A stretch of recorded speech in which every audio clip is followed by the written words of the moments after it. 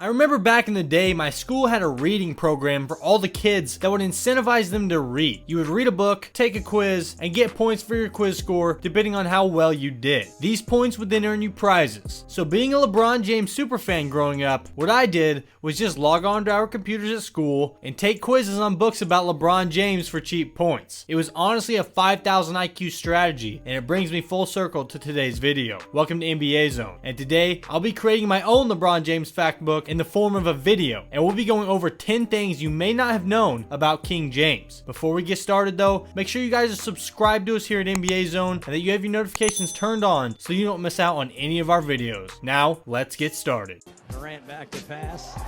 He's looking across the middle. He finds the other Durant. Oh my! You can kiss this one goodbye. Did I just not say that? Did I just not predict a big play? We all know that LeBron James was a basketball phenom in high school, and most of us know that LeBron was a star football player in high school. But just how good was he? At St. Vincent St. Mary's High School, LeBron played wide receiver and made first team All-State as a sophomore. As a junior, he racked up 57 receptions for 1,160 yards and 16 touchdowns. That season, James and his teammates went 10-4, making it to the state semifinal game. That year, he would also begin being recruited by NCAA football coaching legend Urban Meyer. I've been playing football since I was 9 and basketball. I just started playing sports since I was 9. And I've been liking football as much as basketball. I just want to keep playing all through my high school career and just play to my capability.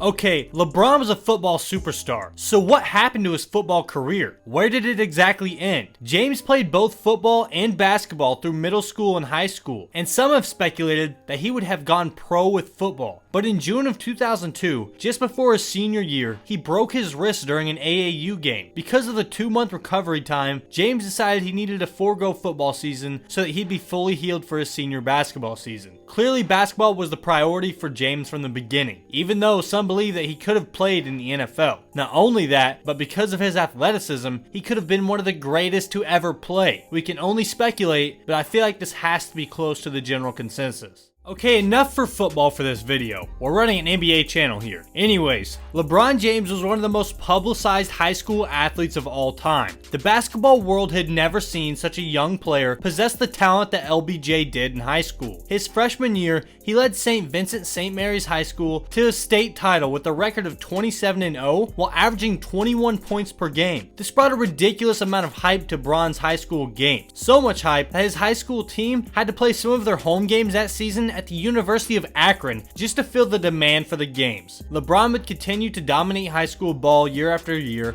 and the hype was unreal. His games would be televised, and he would appear on media outlets of every kind. You can pretty much attribute all of today's high school basketball craze to LeBron James' high school phenomenon. All the digital media coverage, from game highlights to mixtapes to interviews. There are literally channels dedicated to high school basketball that have amassed millions of subscribers. So let's all thank LeBron. To squash it all, he's gonna finish high school.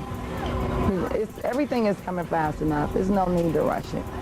I never considered that, it wasn't even the thought, you really can't even do that. I don't want to go through that. I want to graduate with my class. I got 3 best friends, Drew, Willie, and Shion, and high school you can't come back to.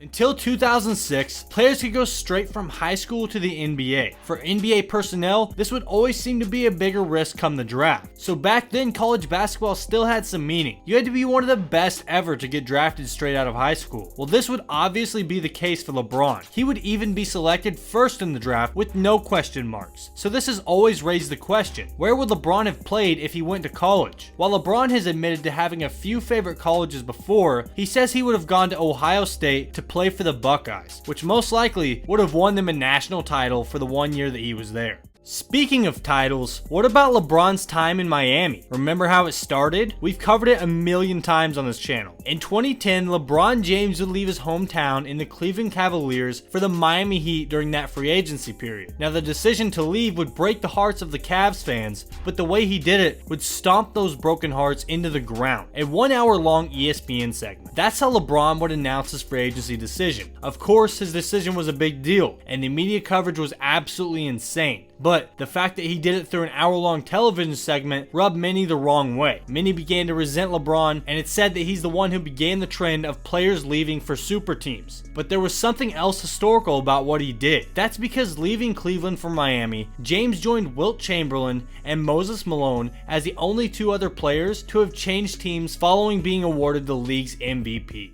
Come on, man. You know what brings me to the concert? This man sitting right here next to me. Yeah? You know, I'm part of the Rock. So I'm here, you know, supporting my man. And, you know, I brought my clique out here. They wanted to see everybody. So just showing our support to everybody that's trying to make it happen. LeBron James and legendary hip-hop artist Jay-Z are great friends. LeBron says that Jay-Z is like a brother to him. Well, this friendship would become very useful when the Washington Wizards forward Deshaun Stevenson would go after LeBron. Stevenson would say that LeBron is overrated. How would LeBron James respond? He would say that him responding to Stevenson would be like Jay-Z responding to Soulja Boy. He would also get his close friend Jay-Z to write a diss track aimed at Stevenson, titled Blow the Whistle, which is still an absolute classic to this day. Stevenson set up before a 2009 playoff series against the Cleveland Cavaliers to try to throw Bron off his game. It didn't work, as James averaged 29.8 points and 9.5 boards and 7.7 dimes in the 6-game series win. Okay, now who are you looking forward to pairing up against? Kobe Bryant, Tracy McGrady? I mean, who,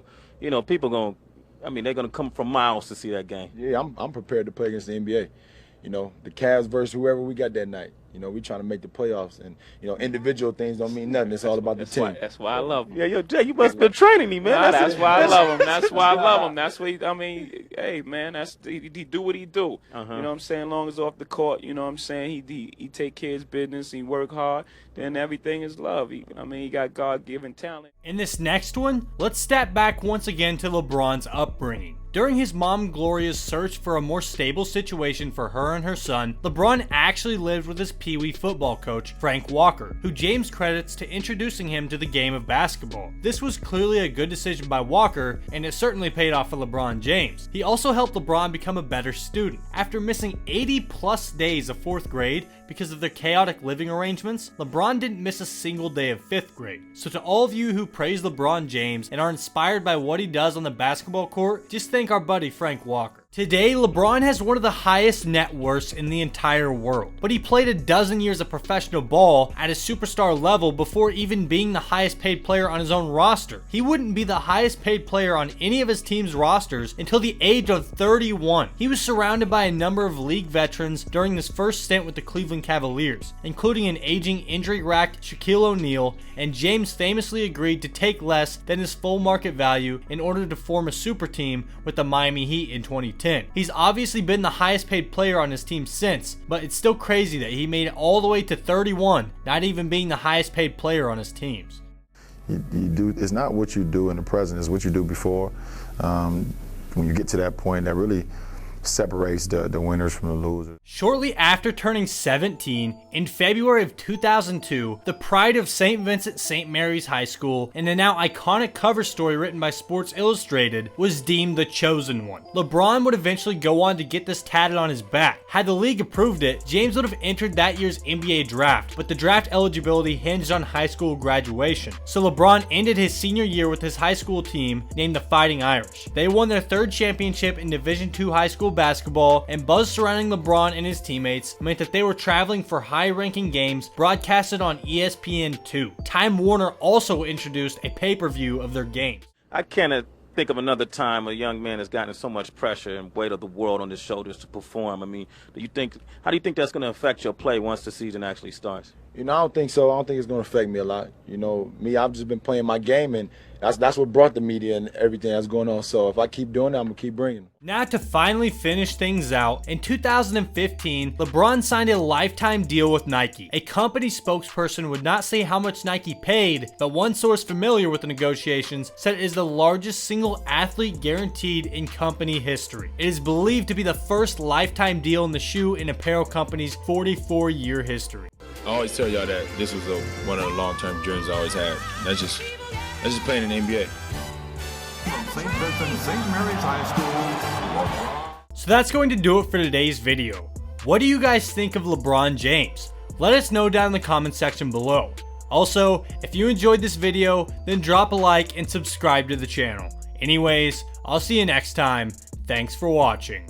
What I was trying to say is, why can't I just like Velcro this off, like, whoosh, and just put it on top of here?